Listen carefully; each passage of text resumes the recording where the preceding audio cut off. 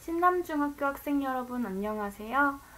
오늘은 마지막 직권의 변화의 세 번째 중단원 직권의 운동을 배워보도록 하겠습니다. 교과서는 44쪽에서 54쪽에 해당하는 내용이고요. 총 3가지 주제를 배울 거예요. 움직이는 대륙, 판의 이동과 경계, 화산대와 지진대 이렇게 3개의 주제를 배울 겁니다. 지금은 교과서 46쪽을 보시면서 화면을 보시면 될 것 같아요. 시작해 볼게요. 자, 46쪽에 있는 그림 그대로 가져왔습니다. 지금 여학생이 무엇을 하고 있죠? 네, 깨진 도자기 조각을 맞춰보도록 하고 있어요. 네, 너무도 쉽고 당연하지만 도자기 조각 맞출 때 어떻게 하나요? 네, 경계면을 보고 비슷한 부분에 갖다 댄 다음에 정확히 일치하는 부분으로 우리가 조각을 이렇게 돌려가면서 맞추죠. 네, 바로 이 깨진 도자기 조각을 맞추는 것처럼 우리가 살고 있는 지구의 땅, 대륙의 해안선을 맞춰본 과학자가 있었어요. 그 과학자의 이름은 베게너입니다.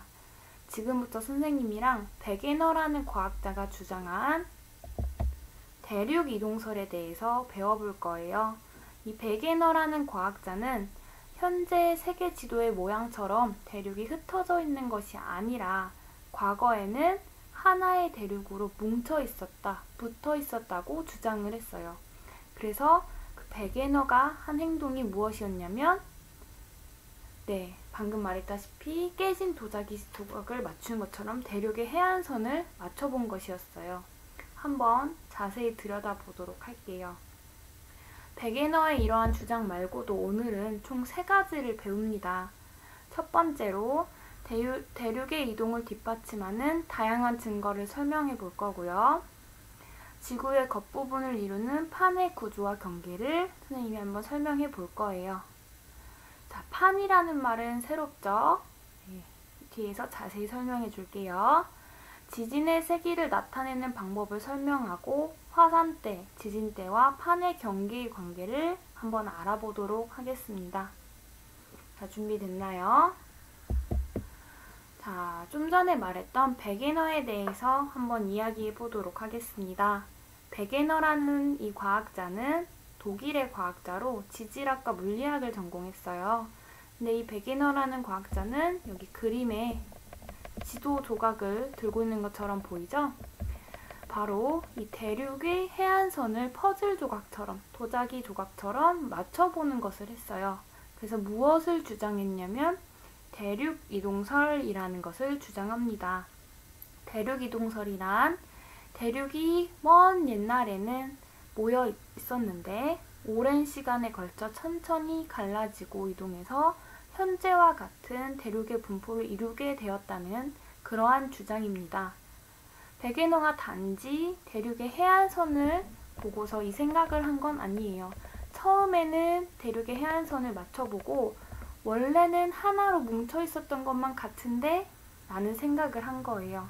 그리고 나서 이 대륙 이동설을 뒷받침할 증거를 4개나 찾습니다. 선생님이랑은 이 베게너라는 과학자가 주장한 대륙 이동설과 그 4가지 주장을 같이 배워볼 거예요. 밑에 빨간 글씨로 과거에 하나로 붙어있던 거대한 대륙을 부르는 명칭을 적어놨어요. 자, 이름이 뭐라고요? 네, 판게아라고 불렀습니다. 베게너라는 학자는 옛날에 하나로 붙어있던 거대한 대륙을 판게아라고 불렀어요. 여기에 나오는 판이라는 말 잘 기억해 두세요. 뒤에서 설명 더 자세히 해줄게요. 지금은 일단 선생님이랑 이 대륙 이동설의 4가지 증거를 배워보도록 합시다. 자, 첫 번째 증거예요. 첫 번째 증거는 아까부터 반복해서 이야기하고 있었던 대륙 해안선의 일치예요. 지금은 아주 멀리 떨어져 있는 아프리카 대륙하고요. 남아메리카 대륙의 해안선이 마치 퍼즐 조각처럼 정확히 일치하는 모습을 보였어요. 이것을 보고 처음으로 대륙 이동설을 생각하게 되었습니다. 그런데 북아메리카와 유럽의 산맥이 일치하는 것을 추가로 발견했어요. 자, 무슨 뜻이냐면 아프리카랑 남아메리카, 북아메리카, 그리고 유럽의 이러한 대륙 모양새가 퍼즐처럼 이렇게 일치하는 형상을 그렸는데요. 단순히 해안선만 일치하는 게 아니라 대륙에 위치하고 있는 산의 흐름도 이어지는 형상을 띠고 있었던 거예요. 마치 우리가 천조각짜리 퍼즐을 맞추듯이 그림이 연속해서 이어지면 우리가 퍼즐 조각을 맞출 수 있잖아요. 그것처럼 대륙의 산맥이 하나로 이어진다는 것을 또 발견을 했어요. 너무 신기하죠? 근데 이것만으로도 너무 신기한데 증거가 2가지나 더 있어요. 세 번째 증거는 방금 얘기했던 퍼즐 위의 그림처럼 옛날 고생물의 화석의 분포가 연속하다는 거예요. 자, 화석의 이름까지는 기억할 필요는 없는데 선생님이 설명을 좀 하자면 식물의 한 종류인 글로소프테리스라고 하는 이 화석이 지금은 먼 바다로 갈라져 있는 대륙에서 발견이 됩니다. 식물은 바다를 건널 수는 없어요. 근데 이 화석이 연속해서 여러 대륙에 발견했다는 건 원래는 붙어 있었다는 증거가 되겠죠. 또 하나로 메소사우루스라는 파충류의 한 종류인 생물의 화석이 발견되는데 마찬가지로 이 아프리카 대륙하고 남아메리카 대륙은 지금 굉장히 넓은 바다로 떨어져 있어요. 이 파충류는 그렇게 넓은 바다를 건널 수가 없습니다. 근데 양쪽의 대륙에 다 화석이 발견된다는 얘기는 원래 붙어 있었다는 증거가 되겠죠. 참 신기하죠? 자, 한 가지 증거 더 이야기해 볼게요. 한 가지 증거는 바로 빙하 이동의 흔적이에요. 지금은 더운 나라인 아프리카나 남아메리카에 빙하의 흔적이 있습니다. 자, 여기 그림 설명하면 아프리카, 남아메리카, 그리고 남극이에요. 지금 남극 여전히 빙하가 있죠. 남극 대륙을 중심으로 전체적으로 빙하의 흔적이 발견이 됩니다. 지금은 너무 더운 나라임에도 불구하고요. 그렇단 얘기는 과거에 추운 남극 중심에 있었다가 점차 이동해서 현재의 위치로 왔다는 그러한 증거가 되겠죠. 자, 대륙이동설의 증거까지 해서 한번 더 정리를 해드릴게요. 베게너라고 하는 독일의 과학자는 세계 지도의 모습을 보다가 대륙의 해안선이 일치한다는 것을 발견합니다. 즉 퍼즐 조각처럼 맞춰볼 수 있을 것 같았어요. 그래서 주장한 것이 대륙이동설입니다. 대륙이동설을 무턱대고 주장한 게 아니라 4가지 증거를 제시해요. 첫 번째 증거는 방금 이야기했던 아프리카 대륙과 남아메리카 대륙의 해안선의 일치예요. 마치 퍼즐 조각처럼요. 두 번째는 퍼즐 위의 그림처럼 산맥의 분포가 이어진다는 거예요. 바다로 멀리 떨어진 대륙이지만 산맥의 분포는 하나의 선을 이루고 있었어요. 세 번째 증거는 화석의 분포예요. 먼 바다를 건널 수 없는 종류의 화석인 파충류와 식물의 화석이 연속해서 여러 대륙에 걸쳐 발견이 되었어요. 네 번째 증거는 지금은 더운 나라가 있는 그런 더운 지방에 있는 대륙에서 빙하의 흔적이 발견되었다는 거예요. 그렇게 해서 이 4가지 증거를 통해 베게너는 대륙이동설을 주장을 합니다. 이때 먼 옛날에 하나로 붙어 있던 거대한 대륙을 판게아라고 부르기로 했어요. 자, 여기까지 이해됐나요? 그럼 우리 오늘 배우기로 한 2번째 주제를 배워보도록 하겠습니다. 자, 2번째 주제는 바로 판이라는 말의 뜻을 배워볼 거예요. 판이라는 말의 의미는 어렵지 않아요. 자, 우리 지구 내부 구조 배웠죠? 지구 내부 구조에서 가장 바깥의 층은 지각이라고 부릅니다. 기억나죠? 그리고 그 아래층은 멘틀이라고 불러요. 멘틀은 고체지만 젤리 같은 상태라고 선생님이 얘기했을 거예요.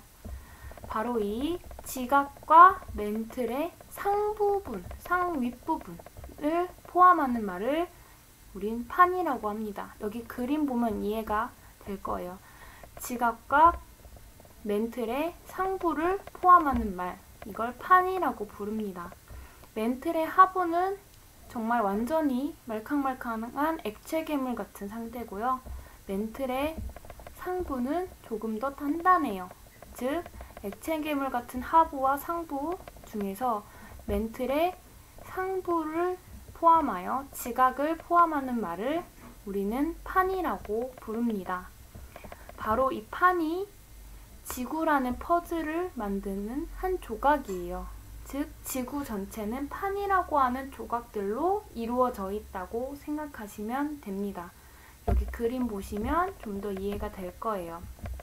아까 배웠던 대륙은 이 판의 바다 위로 드러난 부분, 지각 위로 드러난 부분일 뿐이고, 실제로 조각은 멘틀의 상부까지 포함한 이 바다 밑부분도 포함한 부분이 실제의 지구를 이루는 조각이었던 거예요. 자, 이 그림 보시면 선생님이 무슨 말을 하는지 이해가 될 겁니다.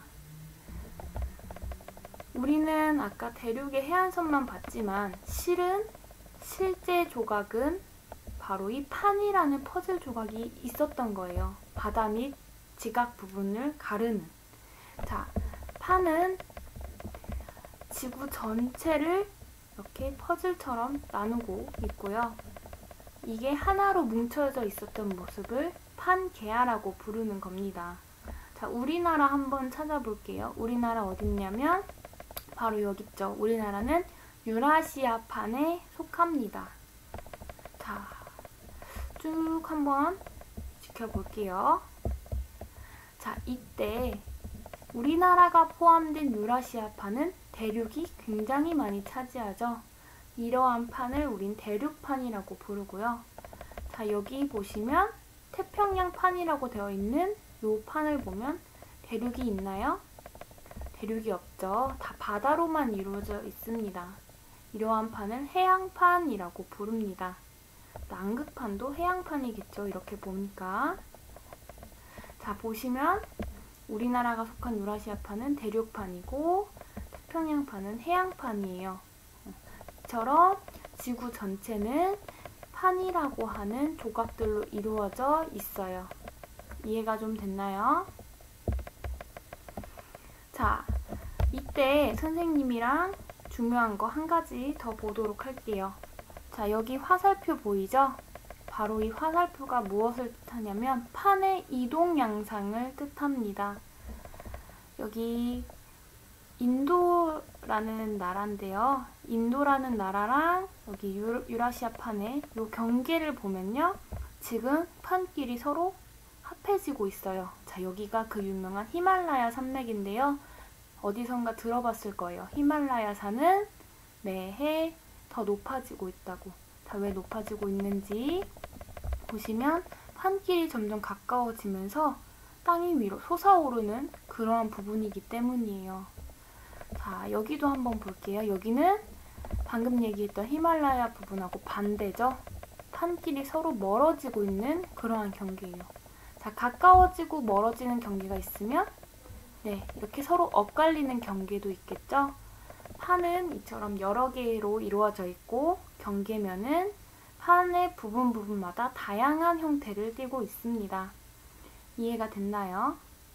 자, 그러면 지구를 이루는 이런 거대한 조각들이 움직이고 부딪히고 멀어진다면 자, 온 지구가 평온할까요? 그쵸. 어디선가는 무슨 일이 벌어질 거예요. 그 벌어지는 일들이 바로 화산대와 지진대를 뜻합니다. 자, 무슨 뜻이냐면요. 자, 지하 깊은 곳에서 형성된 마그마가 지표로 분출하면 화산이 됩니다. 선생님이랑 영상 봤었어요. 그러면 보시면 앞선 곳에서 자, 마그마가 분출하기 쉬운 곳은 네, 바로 여기처럼 판이 멀어지면 멘틀이 드러나겠죠. 멘틀 상부가 벌어지면 멘틀 하부가 밖으로 나올 수 있는 기회가 생길 거예요. 바로 이런 데서 무슨 일이 생겨요? 바로 화산활동이 일어나게 됩니다. 꼭 그런 부분에서만 화산활동이 일어나는 건 아닌데 여러분의 이해를 돕기 위해서 선생님이 한 예를 든 거예요. 자, 화산이란 지하 깊은 곳에서 형성된 마그마가 지표로 분출하는 현상이에요. 자, 그렇다면 마그마, 뜨겁고 무거운 물질이 위로 올라오면 지각, 대륙들은 평온할까요? 네, 지진이 발생하기도 해요. 화산 활동이 일어날 때는 지진이 동반됩니다. 다음은 지진대예요.